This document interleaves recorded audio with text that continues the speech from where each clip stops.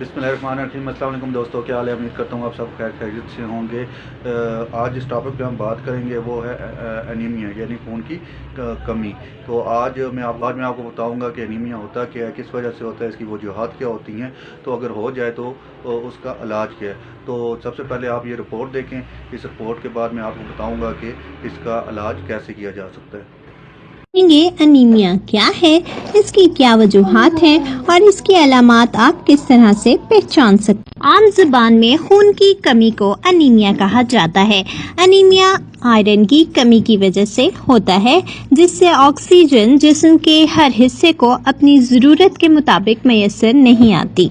Anaemia बजाते खुद तो कोई बीमारी नहीं, लेकिन अगर इसका फौरी इलाज ना किया जाए तो कई किस्म की बीमारियों का पेशखैमा साबित हो सकती है।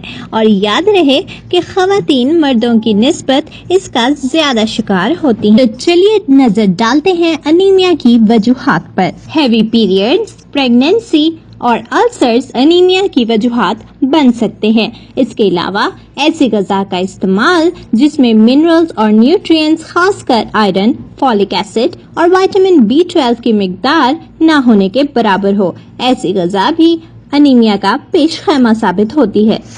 इसके अलावा किसी खतरनाक मर्ज की वजह से जिसमें रेड ब्लड सेल्स खत्म होना शुरू हो जाएं या रेड ब्लड सेल्स भी बहुत कम तादाद में बनने लगें, किसी हादसे या चोट की वजह से बहुत ज्यादा खून अगर जिस्म से जाया हो जाए तो भी अनीमिया हो सकता है। अब नजर डालेंगे अनीमिया की अलामात पर। आंखों का पीला पड़ जाना, कमजोरी और थकान महसूस करना, चक्कर आना, चेहरे की रंगत और नाखूनों का पीला हो जाना, लेट कर उठने पर अचानक आंखों के आगे अंधेरा छा जाना, थोड़े से काम पर सांस फूल जाना, हाथ और पांवों का ठंडा पड़ जाना।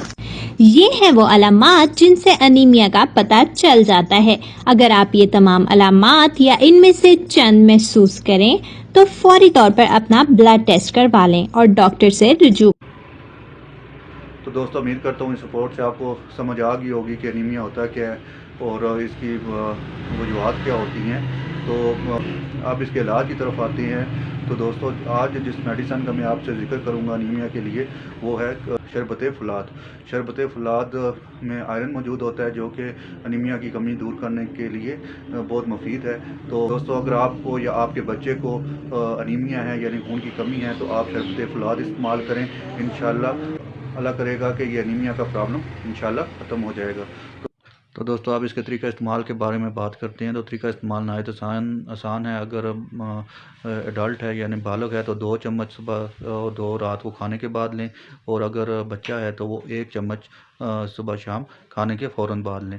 तो दोस्तों, उम्मीद करता हूँ आपको ये वीडियो पसंद आई होगी। अगर वीडियो पसंद आई है तो लाइक करें, शेयर करें और मेरे चैनल को सब्सक्राइब करना ना भूलें ताकि मज़ीद आइंदा आप तक ऐसी वीडियो पहुँचा सकूँ।